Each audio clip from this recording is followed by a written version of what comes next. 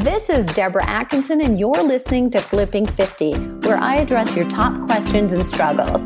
I share what to eat, how to move, and how to think to get the energy and the vitality that you want in this second and better half. And I'm here with a fellow Midwesterner. Dr. Stephanie Gray has been working as a nurse practitioner since 2009.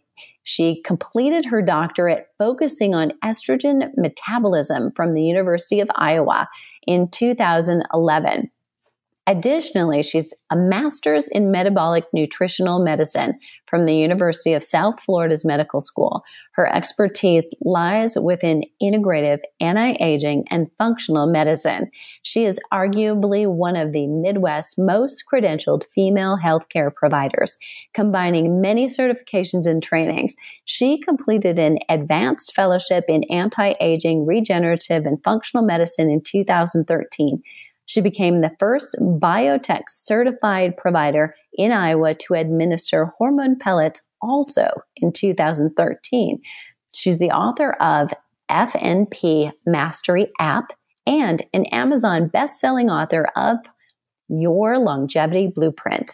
She is a co-founder of Your Longevity Blueprint Nutraceuticals with her husband, Eric. They own Integrative Health and Hormone Clinic in Hiawatha, Iowa. And many of you listening know that I hail from Iowa, although I went to that other university. So, Stephanie, I'm glad to have you here anyway. Well, thank you for having me on. So excited to talk to you about this, and so funny, isn't it? Or not so funny that, you know, living 30 years of my adult life in the middle of Iowa, and it happens that I'm living in Colorado when it is I meet you. So tell me a little bit about your story. So most of us who somehow make our way into the health and the wellness space and feel like maybe we have a bigger mission often have a story that got us here. Sure. So I would say that I was born in Nebraska, although now I'm an Iowan. I went to college primarily in Iowa. So I consider myself very much a Midwesterner, and I grew up in what I consider to be a very healthy family. We always went to the chiropractor. We were taking our daily vitamins. We were engaged in some sort of physical activity, and I really thought I had mastered what health was. And little did I know I wasn't quite as in tune with my body as I should have been, because at about the age of 30, sitting at my desk, one day my heart took off to the races very fast. I had what was called tachycardia, which is fast heart rate. So not just palpitations or regular heartbeats, kind of more pronounced that you can feel in your chest. Mine was going very fast, and that landed me in the emergency room. It was very scary. I was short of breath. I was dizzy and exhausted. I wasn't sleeping because my heart was racing all the time. I lost weight, unintentionally. And I had a full-time practice. I had patients that needed me. I had a business that I needed to generate revenue for to keep our doors open. So I was pretty desperate. This health struggle that I had allowed me to really empathize with my patients and their desperation when they come in to see me, because many times they don't have answers. They have seen several doctors and they're told their labs are normal, or they're told, take a medication or whatnot. And so around the same time, my husband, Eric, who's our office manager at our clinic, suggested that we try to clarify all of what we offer at our clinic, because functional medicine can be really overwhelming. And we can get into that a little bit, really what functional medicine is. That as I was already practicing functional medicine, I thought, well, I need to create a blueprint for myself. I need to really look at what I could be missing with my own health to really get at the root cause of why I was having such a fast heart rate. And what coupled with my fast heart rate was also a lot of gastrointestinal issues. I really needed to belch. Quite often I had kind of air trapping, some other GI symptoms. And so if conventional medicine solution for me was only a medication to control my heart rate, I thought, I don't think so. I think I want to apply functional medicine principles to my health to try to get to the root cause of my problem, because I knew that taking that medication wasn't going to tell me why my heart was racing. And that's the same with many of my patients. They come to me because they want to figure out why they're having their symptoms, whether it's psoriasis or fatigue or irritable bowel syndrome or anxiety or whatnot. And so I take my journey as a blessing because I was able to create this blueprint for longevity, really walking patients through functional medicine principles, lab testing, supplements, things that I applied to my health to really regain my health back. So good. And I think not so good that it happened to you that you had a need, but I do think there's just this depth of understanding that comes from having gone through it yourself. And then what a better way, right? If you have to, and you're there in the moment and you can make use of that intel, how much better is that? But you brought up a really good point. Let's do this. So let's unpack. What is the difference between functional medicine and traditional or conventional medicine for listeners? Because we've addressed functional medicine many, many times over the last 4.5 years, but I think sometimes it's easy to hear that buzzword and still kind of let that gloss over and forget what does that really mean? So help us out. Sure. So I think conventional medicine is very much needed. And there are times where we need medications or surgeries, right? We have tremendous acute care here in the United States. If I get hit by a car and need surgery, I'm really happy I'm living here because we have amazing conventional medicine, amazing surgeon, and we do have access to, top quality drugs. However, taking those, again, doesn't always get to the root cause of the problem. So analogy that I describe in my book that I didn't create, Dr. Patrick Flynn created, he describes conventional medicine as being more of the fire department. So they're here to put out big, bad, ugly fires. So for me, I could have chosen to take a medication to put out my fire, right? to control my heart rate. We also think of larger fires as being things like cancer, right? Surgery is needed to remove tumors, those sort of things. However, upon discharge from the fire department, from conventional medicine, patients aren't always instructed how to prevent future fires. And so within my book, I really describe the functional medicine approach as being more a contractor. We want to try to repair and rebuild the body. We want to find the faulty light switches that caused the fire in the first place. So what functional medicine does then is really get at the root cause of the problem. We really explore what's happening within the body. Maybe we're looking at genetics or nutrition or food sensitivities or hormone imbalances. We're just looking a little deeper. We're really working as a detective to get to the root cause of the problem. Fantastic. Great explanation. So also want to dive right in here to gut health. And we've talked so much about this. And in particular, in the last couple of months, listeners who are regulars will know we've been diving in and talking about adrenal fatigue, adrenal exhaustion, and the tie to gut health. But chapter 1 of your book is all about gut health as the foundation for health. So let's kind of take some time to unpack this as well. Share with our audience, and it'll be a refresher for our regular listeners, but why is gut health so important, and what symptoms could be linked to poor gut health that we want to be aware of? Sure. Would you mind if I kind of describe the preface of the book to then talk about to frame it? Yeah. No, that'd be great. So regarding the name of the book is Your Longevity Blueprint. And regarding that blueprint concept, throughout the book, I'm really comparing your home and how it's built and how you maintain it to your body. So most of us know to maintain our homes, we need to mow the lawn, keep hair out of the drains, change our furnace filters quarterly, right? There are just a lot of things that we do, maybe without even thinking about it, to maintain our homes. Yet for our bodies, we think, well, I'm exercising, I'm eating healthy, and I'm sleeping, so aren't I doing enough? And that, unfortunately, like with me, that wasn't enough. That wasn't always the case. And so within the book, what I'm doing is I'm discussing how our organs and the systems of our body work together to build our longevity, similarly like building a home, right? You need a blueprint to ensure that the final outcome is a place you can live for a long time. So essentially what I'm doing is I'm comparing through the book various aspects of your home. So for instance, chapter 1, I'm looking at the foundation of the home because you need a very strong foundation upon which to build the house. Similarly, with your health, you need a strong gastrointestinal system upon which to build good health. So does that make sense to have a strong house? You need a strong foundation so that it lasts a long time, and same with your body. And so what I'm doing through the book is I'm just going organ system by organ system, then comparing that to various aspects of our health. And you hit it on the nail. Chapter 1 is most important. I mean, chapter 1 is all about gut health. That's where I believe inflammation starts, autoimmune diseases start, a lot of our symptoms start. So your question about symptoms, they can really vary. Patients are sometimes surprised that even neurologic symptoms can start with poor gut health. So one of the, I believe it's in chapter 1, one of the case studies that I walk the reader through was one of my very good friends who struggled with migraines through most of her life. And her neurologist never asked her what she was eating. She actually ended up having celiac disease. We tested her finally, years and decades after suffering. And we found out that she had very high gluten sensitivity. And thus I then tested her for celiac disease, which is full-blown autoimmune. You really should never have gluten again.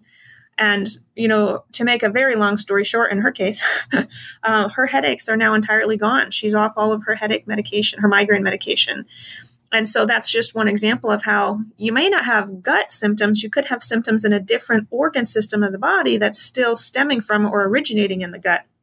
Same with the skin, psoriasis, eczema, acne, those sort of symptoms could also stem from poor gut health. And with me, part of my challenge was cardiovascular in origin. My heart was racing every time I had gluten. And still to this day, if I get cross-contamination, because I've tried to cheat and have a little gluten here and there, doesn't go over so well with me. I still get palpitations and fast heart rate. But the list of symptoms can go on and on and on. And I can continue with those if you want. I just was kind of giving 3 different examples there of some symptoms that could stem from poor gut health. No, those were great. And if you've got a couple more, let's keep going with this, because I think that's a question that a lot of women have, and they know, all right, I need to be hyper aware of this. I'm hearing that, but they don't always know what exactly will be the symptoms. Sure. So really, for every patient, the symptoms, unfortunately, could be different. And also, after consuming a food, you don't always have a symptom immediately. So food sensitivities are different than food allergies, meaning, if you eat a banana, you're going to anaphylactic shock if you have that sort of strong allergy very quickly. But with food sensitivities, the reaction to that banana could take 3 or even 5 days. So if you're getting a headache, you may not attribute that to the banana you ate because of that delayed reaction. So it can be very difficult. And that's where the benefit of testing comes in to see which foods you react to. But going back to your question on the symptoms, many respiratory symptoms, especially I see this all the time here in Iowa. I know a lot of patients have allergies and we have mold exposure and whatnot, but dairy sensitivity can cause a lot of nasal congestion, chronic sinus infections. It can contribute to asthma. It doesn't have to be dairy. Dairy is just top of the list for many patients. When we think of asthma, it's an inflammatory condition. And so what's causing that inflammation? Many times it's foods like dairy. Even just muscle tightness and soreness, that sort of inflammation. So even joint pain, backaches, muscle pains like fibromyalgia could be from food sensitivities. So those are a couple other examples there. But even in children, earaches or failure to thrive, those could be as a result of poor gut health. And then the obvious gastrointestinal symptoms like reflux, constipation, gas and bloating, those symptoms could also be from food sensitivities, or I should just say poor gut health in general. So glad you said that. So glad. And this is a great time for listeners who are on now thinking, oh my goodness, so this isn't just menopause, perimenopause. It's not just quote unquote my hormones. That lovely blanket statement. This is the perfect time to let you know that the registration for the 28-day kickstart that goes exactly through taking you through food sensitivity testing, reintroduction, and how to reset your exercise as well when you're experiencing those kinds of signs and symptoms so that you can really get in touch with what's going on. Registration ends on the last Wednesday of the month. So now's the time to act. So let's take that one step further, because you also hinted that there's testing, meaning lab testing, because we use that term a lot, and testing ourselves, I'm a big fan of, but for some people that's not always conclusive. And so when you're, randomly perhaps testing something and you think you've tried everything. We may not have. So following up with lab testing, a lot of my group participants and private clients will do micronutrient testing in addition to doing that, which kind of lets you unfold really what's happening, even though I feel good, or if I don't feel good, what's going on under the hood. What signs and symptoms might suggest that a woman would want to look at supplementing? Sure. So I do want to make the connection between poor gut health and nutritional deficiencies because those go hand in hand.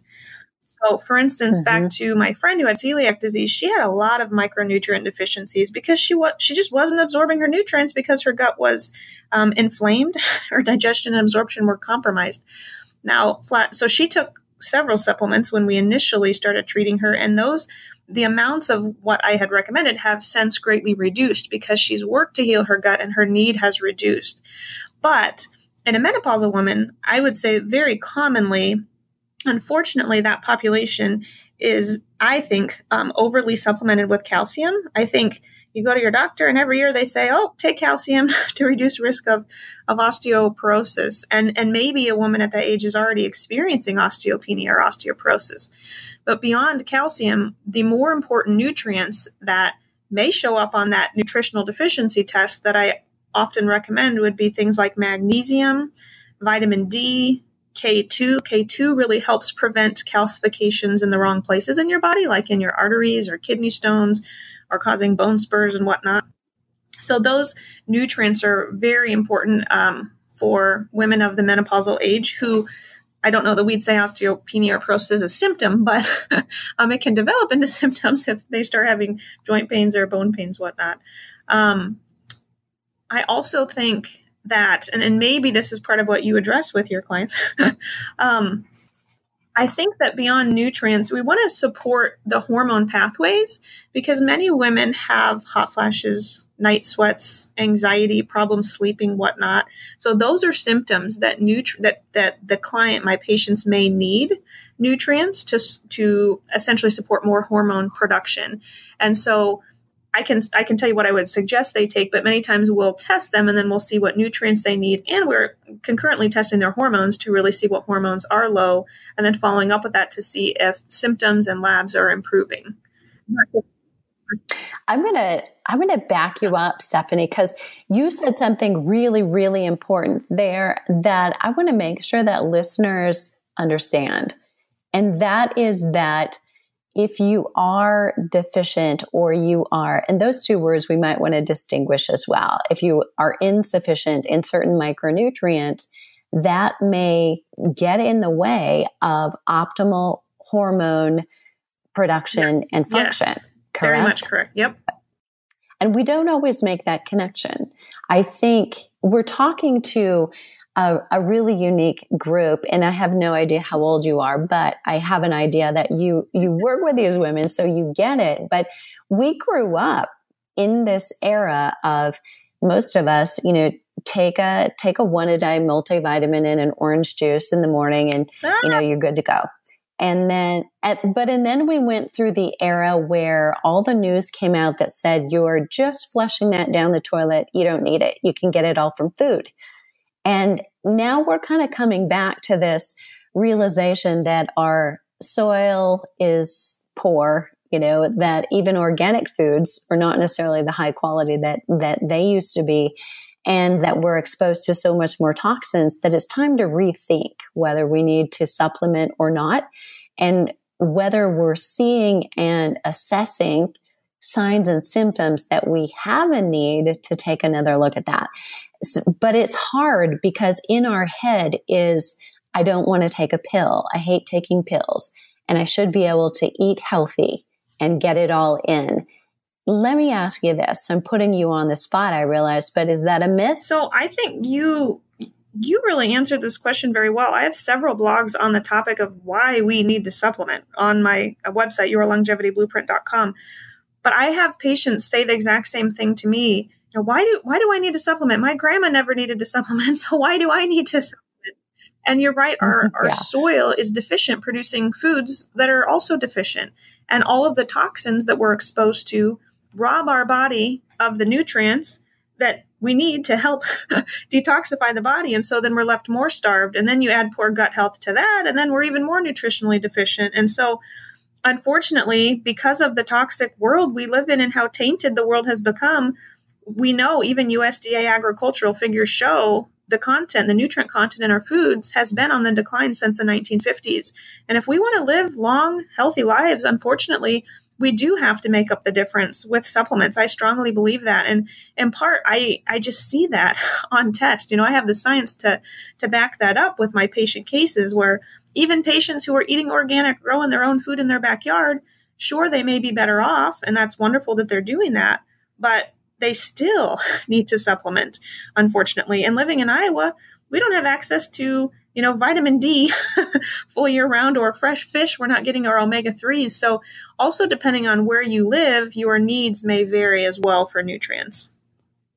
I so love that. Thanks for clarifying that. And I want to go one step further.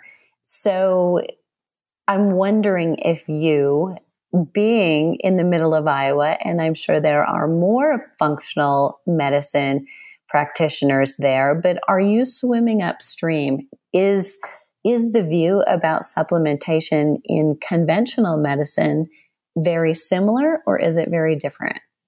I'll answer it and you tell me if I heard your question right. I think slowly in the past few years, conventional medicine is now realizing, oh, yes, we are living in Iowa. Maybe vitamin D is important. So I think slowly conventional medicine is maybe coming around a small bit, but we are not very progressive in this state. I hope I'm not offending anyone by saying that. But we're not, we're not the South, we're not the East or the West Coast.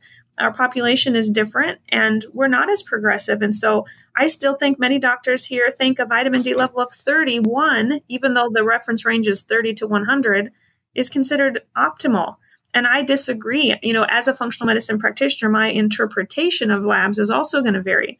I don't want someone just in the reference range. I want their vitamin D level at the high end of normal, at the optimal range. I'm hoping that Iowa, as we gain more functional medicine practitioners and as conventional medicine learns more, that we will become more progressive. But I think sadly, we're a little behind at this point. Well, and I'm so glad we're doing this for this reason. So my hope is that this gets out to as many of my Iowa friends as possible. And you are in demand, sister. So, all right, let's talk about something that is probably very related to both hormones and to micronutrients, if not lifestyle habits, but fatigue. Fatigue is a big complaint for many women, period, I would say, but many women in midlife, I think, feel like, and I would suppose there is a collective, a cumulative effect happening to them at that point. Let's review. So many of the common causes of a symptom like fatigue could go across the board for so many other things. How do you distinguish this is its own animal, and how do you address fatigue? That's tough. That's a great question. It's a very common complaint that I see in my patients, and it's probably one of the most common complaints that I see patients tell me they have seen their conventional doc for and have been told, you're normal, all your labs are normal, although they still don't feel normal. So I can tell you from a functional medicine standpoint, maybe the top 3 things that I find in patients with fatigue. So obviously we're asking our patients if they have healthy lifestyle activities, good sleep, if they have good nutrition, if they're exercising. But beyond those, right, beyond that, the next 3 things that we would look into are really things that we've just focused on today. So looking at food sensitivities. I know when I was consuming gluten and dairy, after eating them, I'd be very tired, very sluggish. And so oftentimes just identifying if eggs or soy or corn or yeast or, if certain foods are dragging patients down, that simple diet change can make a world of a difference in their fatigue. And so that's not something that conventional provider would probably have an answer for, right? Because they're just testing the blood count, kidney, liver function. They're just making sure there are essentially no fires that need to be put out for that patient. So many times food sensitivities can contribute to fatigue. We also mentioned looking for nutritional deficiencies. All the time in my patients, I see B vitamin needs, that their B vitamins are low. And many people have heard that B12 can help with energy, but that's only one of the B vitamins. B9 and B6 and B2, there are other B vitamins that can certainly help with fatigue. Antioxidants can help with fatigue. And then the vitamin D we mentioned as well. So, and those are just some basic nutrients. We run a pretty fancy test to see all what the patient would need to take. And then thirdly, especially among the menopausal or andropausal, yes, men also go through the midlife population. Many of those patients do have low hormones. Men and women both could be low in testosterone. In fact, I see women, I've actually have seen some men, even in their 20s, with clinically low testosterone, which is pretty scary. And some conventional doctors will test patients for testosterone. They may test the men, but not the women. Or if they test the men, they may only test testosterone and not estrogens. A lot of guys gain some weight around their middle, and that fat converts testosterone to estrogen. So some of the best things, one of the best lifestyle changes that a man can make is to lose weight, because that can help to raise his testosterone. So in women and men both, I'll check a full hormone panel to see if those hormones are low and then improving them. That would include cortisol, like you alluded to with adrenal fatigue earlier, and also thyroid hormones. And we check those comprehensively, including the free T3 and the thyroid antibodies. Do a full thyroid and sex hormone and adrenal panel to see if there is an explanation there that may contribute to the fatigue. So really those three top points were food sensitivities, nutritional deficiencies, and hormone imbalances. And many, many times the root cause of that fatigue lies within one or all of those tests. Such a great point. And I love that you slipped that in, but I'm gonna call your bluff here and call the attention of the listeners to what you said. The comprehensive panel. The importance of that is that sometimes in conventional medicine, it's not as comprehensive. I mean, we're not looking at all of the things that might be contributing to problems with hormones. Am Absolutely. I correct in my assessment there? Conventional docs for thyroid, for instance, will test a TSH and a free T4, and as long as they're in the range, the patient's considered to have normal thyroid function. What I do for my patients is that I draw out their labs on a bell-shaped curve. So I actually look at the free T3, which is oftentimes neglected. Free T3 is the gas pedal on your metabolism and your energy and your concentration. And if it's never checked, you never know if you have much gas in the tank. But I'll draw out. Yeah. Never a good idea. On a bell-shaped curve where the T3 is plotted according to the reference range, because a conventional doctor may say if the T3 is at the 10th percentile that the patient's optimal. But if your child got a 10% on their test, you wouldn't consider that passing. That would not be acceptable, right? So I don't know why we apply the same standards to health and to lab reference ranges, because ideally for my patients in pretty much all labs, they'd be greater than the 50th, if not the 75th percentile, much higher. Back to that T3, if their T3 is not optimal, we're going to do something to improve it. So we check more labs than conventional medicine would, and we do interpret them a little differently. We want to catch subtle changes and make sure we make improvements before our patients are clinically abnormal. Love that. Fantastic. So sounds like, listener, she's got your back. Okay.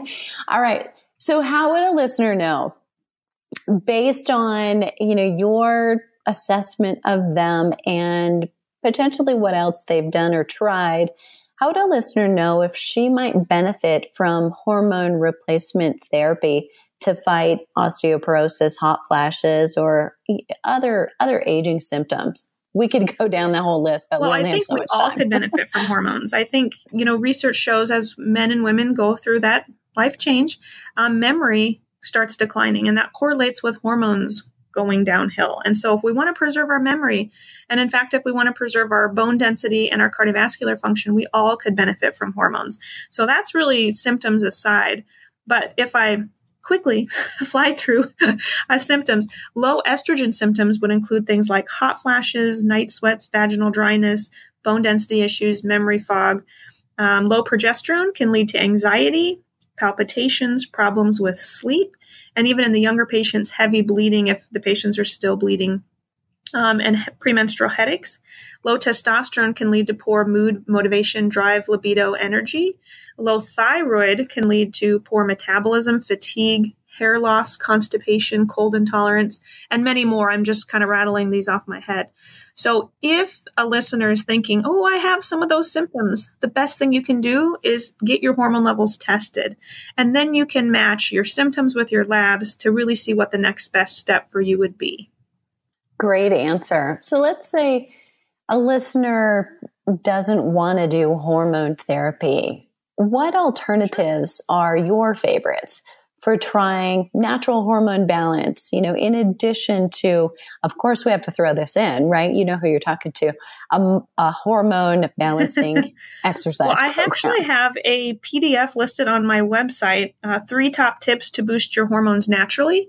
And that's free if you go to yourlongevityblueprint.com. So you can grab that. But really the 3 things that patients can do to boost their hormones naturally are A, to reduce stress. Stress is your body's biggest hormone hijacker. And I think this is also partly why I see men and women so young having low hormones, because they are way too stressed out. And that was part of my problem. I had way too much on my plate. So reducing stress is extremely important. Making sure you're not on any cholesterol lowering medications, that you don't have too low of cholesterol. You have to have ample cholesterol and actually be eating fat to make hormones. Fixing nutritional deficiencies, which we've talked about that on this podcast several times today. And then really getting toxins out of our life, whether that's choosing to, not drink out of plastic, or choosing safe personal care products, getting the parabens and the phthalates, the sulfites, all the endocrine disrupting chemicals out of our lives really is also very important for hormone production. Now, after my patients have mastered those, for the younger patients, I will use a lot of herbs. So I use blends of various herbs for boosting estrogen, progesterone, and testosterone. And all of those are mentioned in my book as well in Chapter 6. Chapter 6 is all about comparing the heating and cooling system of the home to the endocrine system in the body. So herbs can be very effective. Even evening primrose oil or fish oil can be very important for reducing hot flashes, whatnot. And then if we're not achieving the symptom relief we need, then of course we're going to seek out natural hormone replacement therapy. And that's something that we do specialize here at our clinic with. So nice. So, really the answer to any woman listening is whatever your preference is, there's a starting point and there are options. You have choices. And I love that. And I think sometimes at this point, especially when a woman may feel like she's out of control in a lot of different ways, it's nice to know she's back in control. She's got some choices to look at when she does do the testing, because on the other end of that is, what do you want to do about it, right? Fantastic. Okay, Dr. Stephanie Gray, thanks so much for being here from Hiawatha, Iowa. And hardest question of the day. Are you ready? Are you sitting down? What question did I miss? What should I have asked that I didn't? Very good question. I think, living in Iowa, we've had 2 major floods here.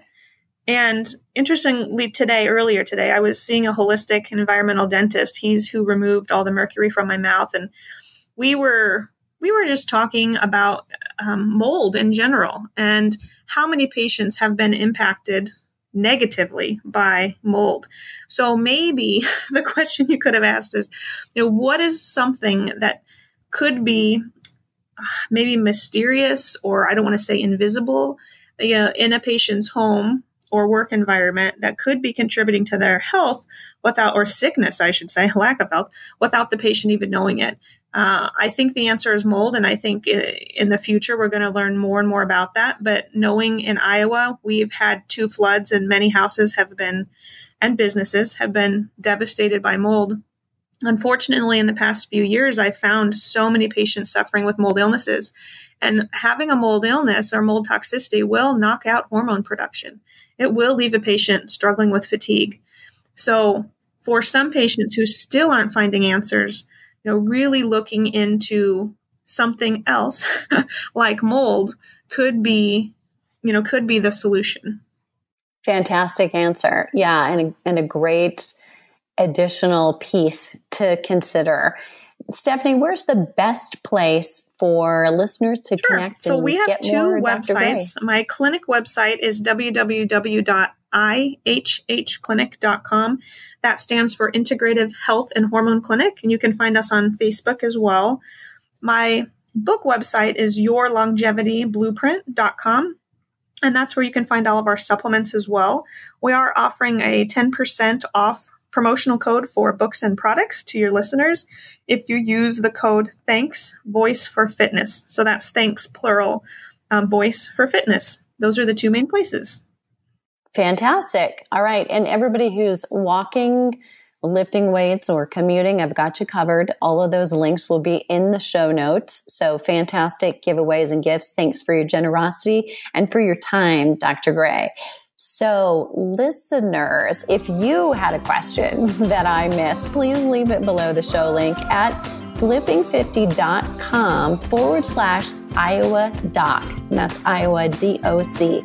I love hearing from you. And if this episode was helpful, please leave a rating in iTunes and then share it with a friend. Surround yourself with a supportive community of women on the same journey. To get the most from this week's episode, check out today's show notes. And again, that's at flipping50.com/Iowa Doc, where you'll find the juicy free downloads from Dr. Stephanie Gray and resources that we mentioned in the show. Let's start Flipping 50 together.